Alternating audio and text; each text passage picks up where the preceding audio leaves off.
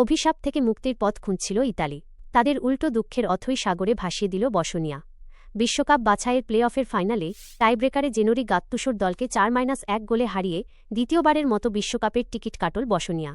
বসনিয়ার ঘরের মাঠ জেনিৎসার বিলোনো পোলজেতে বাংলাদেশ সময় রাত 12:45 শুরু হওয়া ম্যাচ 1-1 সমতায় শেষ হওয়ায় টাইব্রেকারে গড়ায়, যেখানে ইতালির পিও এসপোসিতো ও ব্রায়ান ক্রিস্তানন্তে দুটি শট মিস করায় শেষ হাসিটা হাসে বসনিয়া।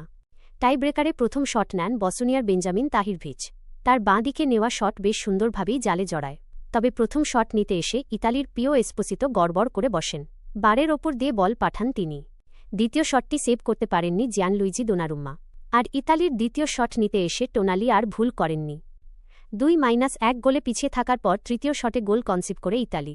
ডান দিকে নেওয়া শট নেওয়া হলেও বাঁ দিকে ঝাঁপিয়ে পড়েন ম্যানচেস্টার সিটি গোলকিপার। চতুর্থ শটে এসে আবারও গোল আদায় করে বসনিয়া।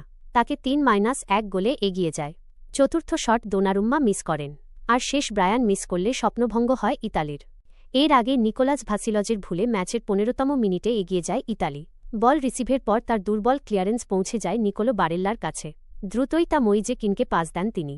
সুযোগের সদ্ব্যবহার করতে ভুল করেননি ফিওরেন্তিনা ফরওয়ার্ড। দারুণ এক শটে বসনিয়ার জালে বল জড়ান তিনি। তাতেই বসনিয়ার বিপক্ষে ম্যাচ ঘড়ির 15 মিনিটে 1-0 গোলে এগিয়ে যায় ইতালি। দ্বিতীয়ার্ধের ৭৯তম মিনিটে তাবাকোভিচ বসনিয়াকে সমতায় ফেরান। জেকোর হেড প্রথমে রুখে দেন দোনারুম্মা, কিন্তু ফিরতি বল পেয়ে হারিস তাবাকোভিচ সেটি জালে জড়িয়ে দেন।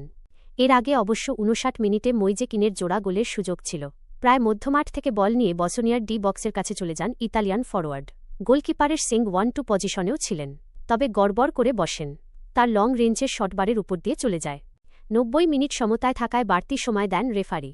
সেখানেও কোনো দল এগিয়ে যেতে পারেনি। শেষ পর্যন্ত টাইব্রেকারের সিদ্ধান্ত নেওয়া হয়।